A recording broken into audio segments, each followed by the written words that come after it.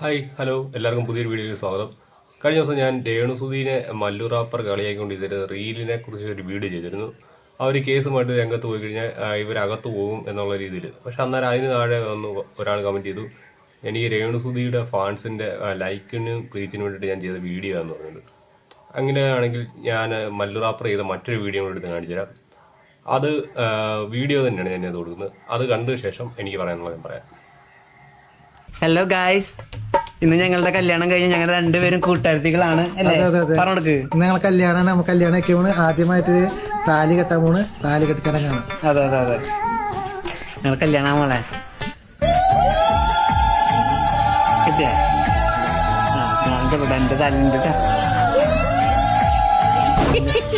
വയറിലാൻ വേണ്ടിട്ടൊന്നല്ല. ഇനി ഞങ്ങൾക്ക് മാലിടലുണ്ട്. ഞങ്ങൾ മാലെടുത്ത് തരാം. ഞാൻ അതെടുത്ത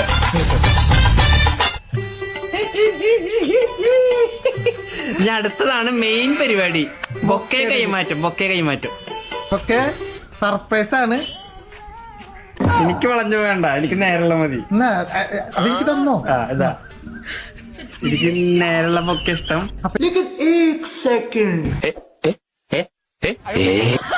വീഡിയോ ഷൂട്ട് പോലെ തന്നെ എടുത്താണ്. അപ്പൊ എന്തായാലും കല്യാണം കഴിഞ്ഞില്ല, അപ്പൊ ചടങ്ങുണ്ടല്ലോ. അതെ, അപ്പൊ ബൊക്കെ കൈമാറ്റം. ഈ ബൊക്കെ കംപ്ലൈന്റ് ഉണ്ട്, എന്തൊരു വളഞ്ഞ പോലെ. വളഞ്ഞ ബൊക്കല്ല നല്ലത്. ചേച്ചിക്ക് വളഞ്ഞ ബൊക്കല്ല ഇഷ്ടം. അതെ, ഓക്കെ. എല്ലാവരും വീഡിയോ കണ്ടല്ലോ. ഇനിയിപ്പോൾ ഞാൻ പറയാം. ഇതും സ്ത്രീത്വത്തെ അപമാനിക്കുന്നതിന് തുല്യമാണ്. രണ്ട് വ്യക്തികളുടെ സ്വാതന്ത്ര്യത്തെ ഇവർക്ക് ചോദ്യം ചെയ്യാൻ എന്താണ് അവകാശം?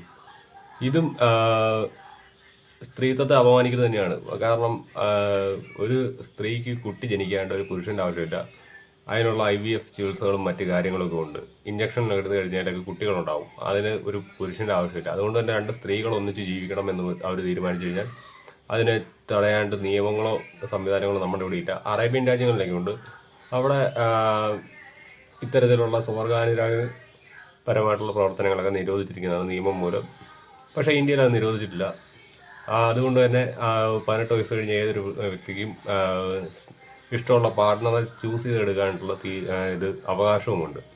അതിപ്പം ആണിനെ തന്നെ വിവാഹം കഴിക്കണമെന്നാണെങ്കിൽ അതിനും അതിപ്പോൾ കോമണായി വന്നുകൊണ്ടിരിക്കുകയാണ്. അതേപോലെ സ്ത്രീകളും പരസ്പരം വിവാഹം കഴിക്കുന്നത് കോമണായി വന്നുകൊണ്ടിരിക്കുക. അന്നേരം അതിനെ കളിയായിക്കൊണ്ട് ഇവർ വീഡിയോ ചെയ്ത് അത് സ്ത്രീകളെ അപമാനിക്കുകയാണ്. പക്ഷേ ഞാനൊന്ന് ചോദിച്ചോട്ടെ, ഇവരെന്തുകൊണ്ട് ഗേ കപ്പിൾസിന് എതിരെ ഒരു വീഡിയോ പോലും ഇവർ ചെയ്തില്ല? അപ്പോൾ ശരിക്കും ഇവർ ടാർഗറ്റ് ചെയ്യുന്ന സ്ത്രീകളുടെ സ്വാതന്ത്ര്യത്തിലേക്ക് കൈകടത്തിക്കൊണ്ട് തന്നെ അവരെ അപമാനിച്ചുകൊണ്ട് അവർക്കെതിരെ വീഡിയോ ചെയ്ത് റീച്ച് കൂട്ടുക എന്നുള്ളത് തന്നെയാണ്. ഈ വീഡിയോയിൽ തന്നെ നിങ്ങൾ കണ്ടല്ലോ, സ്ത്രീകളെ എത്രത്തോളം മേശപരമായിട്ട് ചിത്രീകരിക്കാൻ പറ്റുമോ അത്രയും തന്നെ അവരത് ശ്രമിച്ചിട്ടുണ്ട്. അതിനകത്ത് ഉപയോഗിച്ചിരിക്കുന്ന വസ്ത്രങ്ങൾ പോലും സഭ്യകരമായിട്ടുള്ള വസ്ത്രങ്ങളല്ല.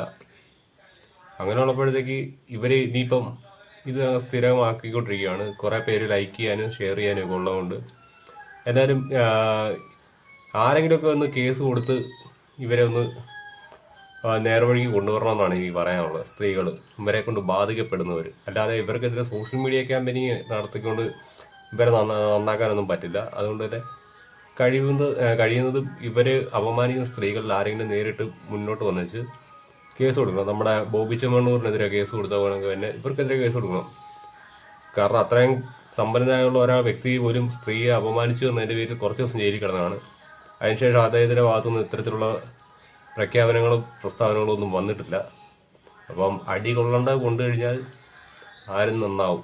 അതുകൊണ്ട് ഞാൻ എല്ലാവരോടും പറയുന്നത്, ഇവരെ കൊണ്ട് ബാധിക്കപ്പെടുന്ന സ്ത്രീകൾ കേസ് കൊടുക്കുക, നിയമ നടപടിയുമായിട്ട് മുന്നോട്ട് പോവുക. അങ്ങനെയെങ്കിലും ഇവർ കുറേയൊക്കെ മയപ്പെടുമെങ്കിൽ മയപ്പെടട്ടെ.